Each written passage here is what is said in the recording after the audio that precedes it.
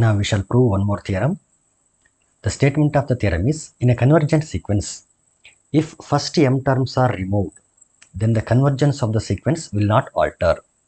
So ಒಂದು convergent sequence ಇದೆ, ಅದರಿಂದ ಫಸ್ಟ್ ಎಮ್ ಟರ್ಮ್ಸ್ ನಾವೇನಾದರೂ ರಿಮೂವ್ ಮಾಡಿದ್ರೆ ಉಳಿಯುವಂಥ ಸೀಕ್ವೆನ್ಸ್ ಕೂಡ ಕನ್ವರ್ಜ್ ಆಗ್ತದೆ ಅಂತ ಪ್ರೂವ್ ಮಾಡಬೇಕು. So for that let me consider A convergent sequence. Let xn be a convergent sequence. Convergent sequence. So convergent sequence ಆಗ್ತದೆ ಅಂತಂದರೆ ಅದನ್ನು ನಾವು ಈ ಫಾರ್ಮಲ್ಲಿ ಬರಿಬೋದು. Limit xn as n tends to infinity is equal to L. So L ಅನ್ನೋ ಒಂದು real ನಂಬರಿಗೆ ಕನ್ವರ್ಜ್ ಆಗ್ತದೆ ಅಂತ ಇಲ್ಲಿ ಅನ್ಕೊಳ್ಳೋಣ ಸದ್ಯಕ್ಕೆ. ಇಲ್ಲಿ ಈ ಕನ್ವರ್ಜೆಂಟ್ ಸೀಕ್ವೆನ್ಸಿಂದ ಫಸ್ಟ್ ಎಮ್ ಟರ್ಮ್ಸ್ನ ನಾವು ರಿಮೂವ್ ಮಾಡೋಣ. Let first m terms be removed. First m terms be removed. M terms ಯಾವಾಗಿರಲಿ ಅಂತಂದರೆ x1, x2, x3 and so on xm. ಈ ಟರ್ಮ್ಸ್ಗಳನ್ನ ನಾನು ರಿಮೂವ್ ಮಾಡ್ತೀನಿ. R removed. ಸೊ ಈ ಟರ್ಮ್ಸ್ಗಳನ್ನ ರಿಮೂವ್ ಮಾಡಿದರೆ ರಿಮೈನಿಂಗ್ ಟರ್ಮ್ಸ್ ಯಾವ ಉಳಿತವೆ? Remaining terms are. Remaining terms are. ಅದರ ನೆಕ್ಸ್ಟ್ ಉಳಿತವಲ್ಲ ಅವೆಲ್ಲನು xm+1, xm+2, xm+3 and so on. ಈ ಟರ್ಮ್ಸ್ಗಳು ಉಳಿತಾವೆ. ಇಲ್ಲಿ ನಾವು ಪ್ರೂವ್ ಮಾಡಬೇಕಾಗಿರೋದು ಈ ಟರ್ಮ್ಸ್ಗಳು ಕೂಡ ಕನ್ವರ್ಜೆಂಟ್ ಆಗಿರ್ತವೆ. ಸೊ ಈ ಸೀಕ್ವೆನ್ಸ್ಗಳನ್ನು ಕನ್ವರ್ಜೆಂಟ್ ಆಗಿರುತ್ತೆ ಅಂತ ಪ್ರೂವ್ ಮಾಡಬೇಕು. ಅದನ್ನ ಪ್ರೂವ್ ಮಾಡೋಕ್ಕೆ ನಾವು ಈ ರೀತಿ ಪ್ರೂವ್ ಮಾಡಿದರೆ ಸಾಕು. Limit n tends to infinity ಅಥವಾ xm+n as n tends to infinity is equal to L. ಇದನ್ನು ಪ್ರೂವ್ ಮಾಡಿದರೆ ನಾವು ಕನ್ವರ್ಜೆಂಟ್ ಅಂತ ಪ್ರೂವ್ ಮಾಡ್ದಂಗೆ. ಸೊ ಇಲ್ಲಿ ನೋಡಿ, n+l 1 2 3 ಹಾಕಿದಂಗೆಲ್ಲೂ ಈ ಟರ್ಮ್ಸ್ಗಳು ಬರ್ತವೆ. n+l 1 ಹಾಕಿದರೆ m+1, n+l 2 ಹಾಕಿದರೆ m+2, xm+3 and so on. ಈ ರೀತಿ ಬರ್ತದೆ. ಈಗ ನಮಗೆ ಗೊತ್ತಿರೋದೇನು ಅಂತಂದರೆ ಕನ್ವರ್ಜೆಂಟ್ ಸೀಕ್ವೆನ್ಸು ಎಲ್ಲಿಗೆ ಕನ್ವರ್ಜ್ ಆಗ್ತದೆ ಅಷ್ಟು ಮಾತ್ರ ಗೊತ್ತು. ಗಿವನ್ ಅದನ್ನು ಬಳಸ್ತೀನಿ ನಾನು ಇಲ್ಲಿ.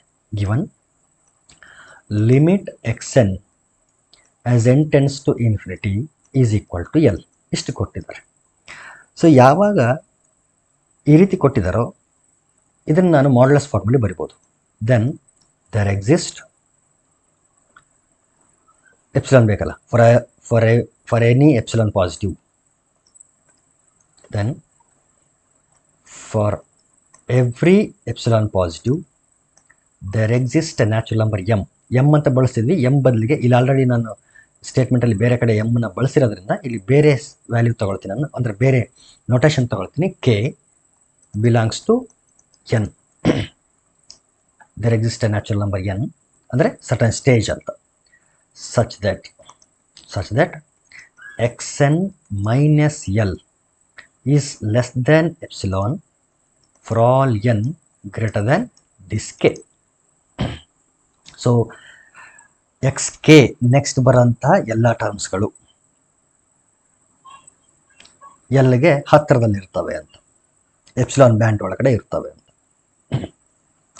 ಈಗ ನೋಡಿ, ನಾವು ಸಿನ್ಸ್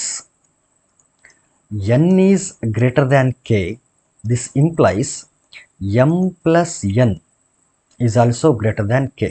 ಈ m+1 ಇಲ್ಲಿ ಬೇಕು ನನಗೆ. ಈ m+n ಸಲುವಾಗಿ ಈ m+n ನಾನು ಕ್ರಿಯೇಟ್ ಮಾಡ್ತಾ ಇರೋದು. ಹೆಂಗಿದು ಅಂತಂದರೆ n greater than k, n is a natural number, k is also a natural number. n greater than k, m is also a natural number. ನೋಡಿ 1 2 3 up to m, so it is also a natural number. So N ಅನ್ನೋ ಒಂದು natural ನಂಬರ್ಗೆ again ಮತ್ತೊಂದು natural ನಂಬರ್ನ add ಮಾಡ್ತಿದ್ದೀನಿ. ಮೊದಲೇ N greater then K ಇತ್ತು.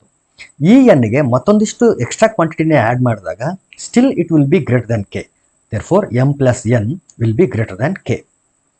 ನೋಡಿ, ಎನ್ ಗ್ರೇಟರ್ ದೆನ್ ಕೆ ಅಂತಂದರೆ ಕೆಗಿಂತಲೂ ಜಾಸ್ತಿ ಇರೋಂಥ ಎಲ್ಲ ವ್ಯಾಲ್ಯೂಸ್ಗಳಿಗೆ ಈ ಇನ್ಇಕ್ವಾಲಿಟಿ ಟ್ರೂ ಆಗ್ತದೆ.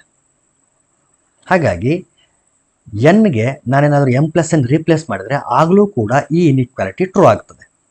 Therefore we can write modulus of X N ಪ್ಲೇಸಲ್ಲಿ m+n ಬರಿಬೋದು. ಯಾಕಂದರೆ ಕೆಗಿಂತಲೂ ದೊಡ್ಡದಿರೋಂಥ ಯಾವುದೇ ಕ್ವಾಂಟಿಟಿಗೆ ಈ inequality true. So m plus n is still greater than k. Therefore, this inequality true in this situation also. So we can replace n by m plus n minus l less than epsilon for all m plus n greater than k. This implies modulus of xm plus n minus l is less than epsilon for all n greater than K minus M. ಅಂದರೆ ಎಮ್ಮನ್ನು ಈ ಕಡೆ ಕಳಿಸಿದ್ದೀನಿ, ಅಥವಾ subtracting M on both side, ಎರಡು ಕಡೆಯೂ ಎಮ್ಮನ್ನು subtract ಮಾಡ್ತಿದ್ದೀನಿ.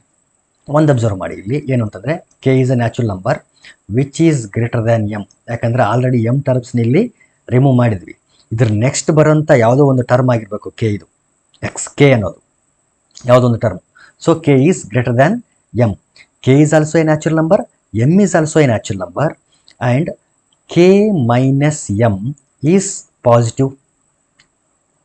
Subtracting m on both side ನೋಡಿ, minus M ಎರಡು ಕಡೆ ಸಬ್ಟ್ರಾಕ್ಟ್ ಮಾಡಿಬಿಟ್ರೆ k minus m is greater than m minus m 0. k minus m positive, ಜೊತೆಗೆ k is a natural number, m is a natural number.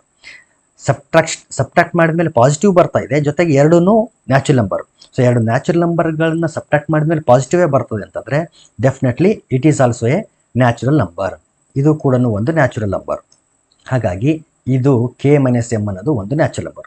ಅಂದರೆ ಏನರ್ಥ, ಒಂದು certain stage ಆದಮೇಲೆ ಬರೋಂಥ ಎಲ್ಲ ಟರ್ಮ್ಸ್ಗಳು. ಆ ಸ್ಟೇಜ್ ಯಾವುದು ಅಂತಂದರೆ K minus M. Therefore X M plus N minus L will be less than epsilon for all X N greater than X K minus M. K minus M stage ಇದೆಯಲ್ಲ, ಅದ್ರ next ಬರೋಂಥ ಎಲ್ಲ ಟರ್ಮ್ಸ್ಗಳು ಎಲ್ಗೆ ಹತ್ತಿರದಲ್ಲಿದೆ ಅಂತ ಅರ್ಥ. Therefore ಫೋರ್ ಇದನ್ನು in terms of limit ಬರೆಯೋದಾದರೆ ನಾವು ಈ ರೀತಿ ಬರಿಬೋದು, limit x M plus n as n tends to infinity is equal to L.